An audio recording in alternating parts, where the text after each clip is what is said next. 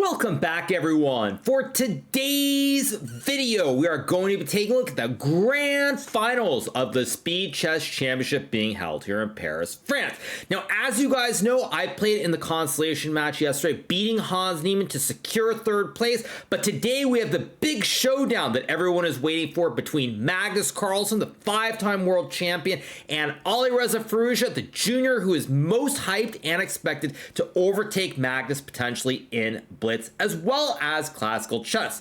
All right, so big matchup, and we're going to dive right into the action. So the players start off same format as always with 90 minutes of 5+1, 60 minutes of 3+1, and finally a 30-minute portion of 1+1. So the match gets off to a pretty fast start. We have a draw in game number 1. Magnus wins game 2 with the black pieces. Alireza then strikes back in game number 3, winning with black to even the score 1.5, 1.5. And now we're going to take a look at the fourth game of the match. All right, so in this fourth game, we have Alireza with white, Magnus with black, and the game starts out with the move e4. We get e5, knight f3, knight c6, and now we have the move bishop c4. Now, Alireza, when he played against me, was playing the Spanish exclusively. Now, one important point I want to make is that when I got these positions in the Spanish, I never really equalized out of the opening. I was always a little bit worse, if not much worse, and Alireza never really had to change to anything else. Now, it definitely was disappointing to see because I would have loved to have seen Alireza play the Italian, which is the main opening I actually expected going into the match, but my Spanish lines were simply not good enough to throw him off. So, against Magnus, he plays bishop c4, we get knight f6, d3, h6 played here, and now we have the move c3. Now, it's worth pointing out that this move 4 h6 is a line that I've played twice against Alireza Firouzja. I actually played this against him in the candidates as well as in Norway chess. It is a move which stops white from going bishop g5. So we got the move c3. Magnus now plays the move bishop e7. Keep in mind, in both the candidates and Norway, I played the move bishop c5, and after b4, bishop b6, queen b3, and castles, we had some very dynamic games. I won the game against Alireza in the candidates with black, and I drew against him in Norway chess. So Magnus goes bishop e7. Now we get this move castles. We have the move castles, a4, and here Magnus plays a5, trying to stop white from expanding on the queen side. If you play d6 and b4, white already has taken a bunch of space, and he tries to take even more. So we get a5. Alireza plays rook e1, d6, and now we get the move queen to b3. Now this move is a little bit superficial potentially, as it stops white from pushing on the queen side. On the other hand, however, it ties down this bishop on c8. You put pressure on the pawn on b7, but you also line up some pressure on the diagonal as well. So Magnus plays knight h7 here. We get bishop to e3, knight to g5, and now we have the move knight bd2. Magnus plays bishop f6, and now we get the move h3. Now you might have noticed this is actually kind of a little bit similar to one of my games against Hans Niemann yesterday, where Hans had a pawn on d4. Let's just put it like this, and I had a bishop on f6, knight on c6, but also a knight on g5 as well. So we get this move h3 played here by Alireza. Magnus goes knight e7 here, potentially to play c6 d5 or bring the knight over to g6. Alireza plays move d4, building the big white center here. The knight on d2 perfectly placed, guards the pawn on e4 as well as the knight on f3. We get knight g6 from Magnus. Alireza goes rook a d1, and now we have the move queen e7, and Alireza plays bishop f1. Now at this point, white is comfortably better here because you have the big white center, you have the great rooks on the E and the D files here, your queen also pressuring the pawn on B7, and black's pieces are a little bit clumsy here. The knight on G6, not super active. You could maybe go to F4 at some point, but in this specific position, you would actually just lose the game after takes, bishop G5, and something like bishop C4, followed by E6 here. Maybe loses too strong, but white is much better at any rate. So Magnus goes b6 here, trying to get rid of the weakness, and now he is free to develop the bishop to e6 or d7 without hanging this pawn on b7. Alireza plays bishop c4, we get rook b8, and now we have the move pawn takes pawn. Magnus takes back with the pawn, and now we get bishop takes knight, bishop takes, and the move knight f1. Now at this point, you'll note that the engine says it's about even here, but it feels a little bit easier for white to play, primarily because this knight on f1 can go to either g3 or e3 immediately. So we get the move knight to h4 from Magnus. Alireza trades the horses, and now he goes knight e3, eyeing both the d5 and the f5 squares. Game continues with c6. Magnus tries to cut off knight d5, and now we have the move g3. Magnus goes bishop f6. We get the move king g2, guarding the pawn on h3 from being captured, and now we have the move g6. Alireza plays rook d2, and now we get king g7, and here we have this move h4, h5, and rook to d1. Now at this point, computer says it's about equal, but one of the most important things going on here is that who has the easier moves and or plans. Now in this specific position, white actually has the easier plan. You have the stacked towers on the d file, and you can also go for rook d6, and probably for that reason, combined with the fact that Magnus is down nearly 50 seconds on the clock, means that he tries to get aggressive here with this move g5, opening up the king side. But this is a big mistake here, because now Alireza can play the move rook to d6, putting pressure on the pawn on c6. Keep in mind, of course, that if you were to play bishop b7 guarding the pawn, now it's spaghetti-o time, knight f5 check, forks the king and the queen, and you resign the game. So Magnus decides to take the pawn on h4, we get rook takes pawn, and here Magnus plays this move bishop g5, trying to put pressure on the knight. Unfortunately for Magnus here, Alireza is sharp and on his game, and he sacks the rook with rook takes bishop on c8, and here Magnus has to capture the knight. If he were to take the rook, knight f5 check, forks the king and the queen again, and you lose the game. So we get bishop takes knight, rook takes, and pawn takes bishop. And Magnus probably was relying on the fact that after queen g5, it looks like there's some pressure towards this white king. Unfortunately for Magnus, his own king is in the line of fire on the g file here. And for that reason, Alireza can very calmly play the move queen c2. Magnus goes queen takes pawn, we get king to h1, and now we have the move king h6. Now keep in mind, if this king were magical on h8, just to illustrate the point here, black would have the move queen to f3, checking the king. If you block with the queen, I take the rook and win the game, and if you move your king, at the very least, I can check on g3, and or maybe play rook g8 as well. At any rate, black is completely fine. Problem here is that in this position, if you go queen to f3 check, white can play queen g2, checking the king on the g file, and you cannot capture this rook on d1. So Magnus goes king h6, trying to play queen f3, but now Alireza goes queen g2 here, and Magnus plays rook g8. If he were to take the pawn on e3 here, many ways for white to win, but probably the cleanest is simply go bishop takes pawn, threatening the mate on the g6 square. So Magnus goes rook g8, Alireza trades the queens, we get rook takes queen, rook to e1, guarding the pawn on e3, h3, we get king h2, rook g2, takes, and now the move bishop takes f7, intending to play bishop e8 at some point. Obviously rook a2 would hang the rook, but let's just assume for a second that it doesn't. There's still bishop to e8, and after bishop to b5 here, even if you get to this position, the bishop and the pawn are anchored versus the two pawns, and white will activate the tower on either the f or the d file and win the game. So Magnus goes rook c2, and we get the move c4, rook to c3, and here king to h4 is played by Alireza. Magnus goes rook to a3, and now we get the move rook to b1, and at this point, Magnus Carlsen resigns the game, and Alireza jumps out to a very early 2.5 to 1.5 lead. Now, it's looking very, very good. Good start for Alireza. One thing that I've said in the past in the interviews is that I feel like for Magnus, if he's not ahead at the end of the 5-1 or 3-1, if they get to bullet, I do think Alireza should be the better player, based on reflexes, as well as the fact that he's simply a lot younger. All right, so it's 2.5, 1.5. Alireza off to a good start, and now we're going to take a look at the very next game, the 5th game of the match, where Magnus has the white pieces. Now, thus far, we've had a lot of decisive games. Black has won 2, white has won 1, and Magnus trying to even out the score. So we get the move d4, knight f6, c4, and now Alireza plays the move g6. Now, keep in mind, Alireza in his match against me, he started off playing the King's Indian as well. However, when I played against Alireza, I played this move f3 because I was not 100% sure that if I were to play knight c3, whether he would go bishop g7 and play the true King's Indian, or play the move d5 and go into the classic Grunfeld defense. So for that reason, when I played Alireza, I actually played the move f3, and we got into this King's Indian, primarily because this Grunfeld line with d5, takes, e4, knight b6, and bishop e3 is extremely sharp, and white probably is to be preferred. Now, had I known this, I probably would have played the traditional knight c3 order, but I didn't know, which is why I played f3.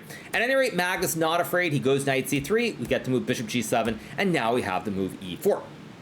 Now, to put this in context, in the first game of the match, which was a draw, it was a very sharp game in this same King's Indian. Third game, Alireza won in the King's Indian. So Magnus is really trying to prove that the King's Indian is not an acceptable opening. get d6, knight f3, castles, bishop e2, e5 castles, and now Alireza plays this move h6. Now this move is a little bit unusual, but it's a very creative idea here. Now one thing in modern day chess is that when you play openings, there are always little wrinkles, little nuances, and there are many ideas that many years ago would have been thought to be completely ridiculous and or unplayable, but now the computers show that everything is relatively okay. So, after the first two chances where Magnus is not able to punish this h6 move, let's see if he brings something new to the table. So here we get to move rook e1. Now keep in mind the big point behind h6 is that if white goes bishop e3 to overprotect the central pawn, after knight g4 there is no bishop g5 here as the pawn captures, and after bishop c1, knight f6, black is going to ask white, what you going to do? How do you keep the game going if you don't want to make a repetition and a draw? So, back to the game, we get the move rook to e1, and here we have the move knight bd7 being played by Alireza. After knight bd7, we get the move bishop to e2, or bishop f1 I should say. Now we have rook to e8, rook to b1, and now the move a5. Magnus trades on e5, and he goes queen c2 here. The idea is to play rook d1, put pressure on the center, and or play a3 and b4. We get the move c6. Now we have knight to a4 here, knight to h5, and the move bishop e3. Very simple play here from Magnus, trying to put pressure on these weak dark squares, bring one of the rooks to the center of the board, and at this point, it's already looking very, very sketchy. So, Alireza goes knight f4, we get rook bd1, now he moves the queen out of the way. If you were to play a move like king h7, there's knight b6 due to the pin here, and after rook to b8 here, white can simply go queen d2, overloading the horse and the queen here, and black is in a ton of trouble. So we get queen to e7. Magnus plays move c5, a nice move fixing the pawns here, also opening up the scope for the b to go to c4 and put pressure on the long diagonal. Alireza goes knight f8, we get knight b6, rook to b8, and now Magnus trades the knight for the bishop. Now the computer might not love this move, but from a general human perspective and being down in the match, I love this decision because now white can put this rook on d6, create a bastion with the rook, but this bishop on the long diagonal will always be unopposed, whereas say you were to go here, after bishop e6, I blunt the force of the light square b that white has. So, we get rook d6, b6 played here by Alireza, and now Magnus trades the bishop for the knight. We get pawn takes bishop, and we get this great move e5. Now, the reason this move is so strong is that this pawn is going to support the rook here, but you can also go bishop c4, followed by potentially e6, opening a lot of threats on the king side. We get pawn takes pawn. Bishop c4, Alireza plays rook d8, and now we get this very nice move queen d2, protecting the rook here, but also spying the pawns on f4 and a5. When you combine the weaknesses, all these pawns, combined with the powerful light square b, already here Alireza is in a ton of trouble and probably positionally lost. So you get g5 here, trying to guard the pawn on f4, maybe also trying to go g4 to harass the knight on f3, and now we get the move h3 from Magnus, stopping g4, but also creating the classic Lufthansa for the king to have an escape square on h2 to avoid any ice skater checkmates. So you get the move knight g6. Magnus goes rook e d1, loading up the legendary triple stack, also known as the Aljochen's gun, and now we get the move rook takes rook. If Alireza were to move the rook away, white can take the knight here, as there is a pin in play, and black loses the game. So you get rook takes rook, pawn takes rook, queen a7 played by Alireza, and now Magnus plays the move queen d3. Very, very fundamentally sound play by Magnus here. Great bishop on the diagonal, passed pawn here. Great queen going to f5, also rook e1 to use the open file. And this game is simply turning into a classic positional masterpiece from the great world champion Magnus Carlsen. So you get knight f8. Magnus goes rook to e1, trying to create the kebab with rook to e7, crashing through on the 7th rank. And now Alireza plays rook d8. Magnus goes rook to e7 here, and we get the move rook d7. If Alireza were to take here, after takes, white can simply take the rook and push p, make a queen on the next turn. So, we get rook d7, bishop takes pawn, king to h8, and now Magnus trades the rooks on d7 and plays move bishop b3, intending to line up the double-A battery with the move queen to c4, followed by checkmate on g8. We get the move knight to h7, queen c4, queen d8, and now Magnus goes queen to e6. We get bishop takes pawn, and we have the move d7 being played, trying to play queen to e8 to finish off the game. Alireza goes knight f6, we get knight e5, takes, king g7, and now we have this very nice move bishop to e6, protecting the passed pawn while avoiding it being captured due to the pin. We get c4, queen d4, king f8, and now Magnus plays this very nice move queen c5 check, king g7, queen takes c6, and here we have the desperado move g4 from Alireza. At this point, black is simply lost. If you go king f8, there's queen c5, king g7, and queen c8 to end the game. And in fact, the same thing is about to happen. After g4 takes, we get king f8, queen c5 check. If you were to block, I push p, create the second queen. You can't take because then your king would be captured on f8. Alireza goes king g7, and after the move queen to c8, Magnus gets a resounding victory here with the white pieces. In the third white game of the match, he finally breaks down this King's Indian defense, and he wins a fantastic game where he was dominating from start to finish. So this would tie up the match at 2.5, 2.5 after game number 5. Magnus would win the next 2 games to put together a streak of 3 wins in a row. This means he's ahead 4.5, 2.5 as we go into the 8th game. So 8th game of the match, Magnus with the black pieces. Alireza here, a little bit of tilt after 3 losses. And one thing that I said while I was doing live commentary on my Kick channel is that Alireza at some point needs to try and rein it in and at least keep it close until the 3-1 or the bullet portion. Instead, Alireza goes all in. We get d4, knight f6, c4, e6, knight c3, bishop b4, and now we have the move a3.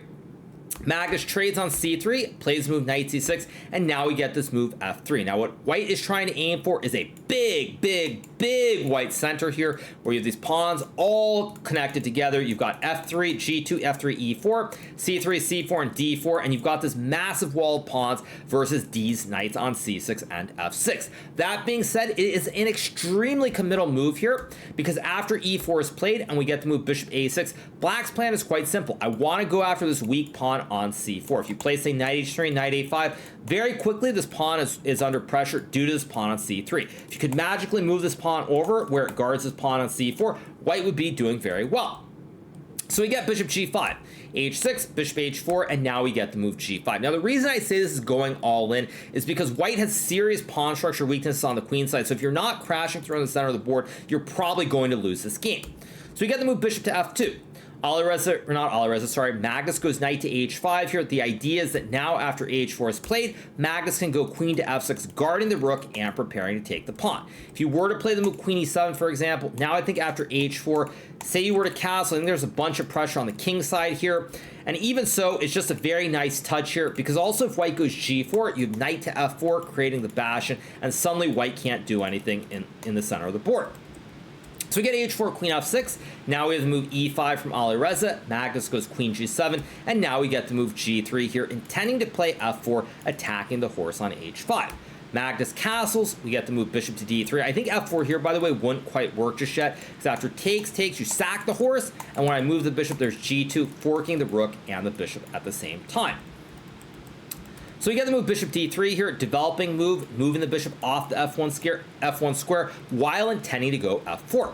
Magnus plays f6, we get f4 here, because now if you were to take, after bishop to e3, g2, there's no longer a bishop under attack, so it's not a fork, and I very calmly move the rook, and I say I've got an extra bishop, and I should win the game. So Magnus goes queen to f7, guarding the horse here, while putting a lot of pressure on the white center here on the f4 and e5 squares. Alireza takes on g5, we get takes, and now we have the move f takes g5. Magnus takes back, and here Alireza plays the move queen to f3. Now at this point, white's big issue is that he's not castled the king, he's got a compromised pawn structure on the queen side here, and it's just not going his way. So if you were to play queen d2, for example, there's knight to a5 here, suddenly the pawn's under attack, there's knight b3 to fork the queen and the rook. Also at this point, there's an open f file as well, just to keep in mind, where you can even put a rook on f8 here. So combining all these ideas, white's position is really falling apart.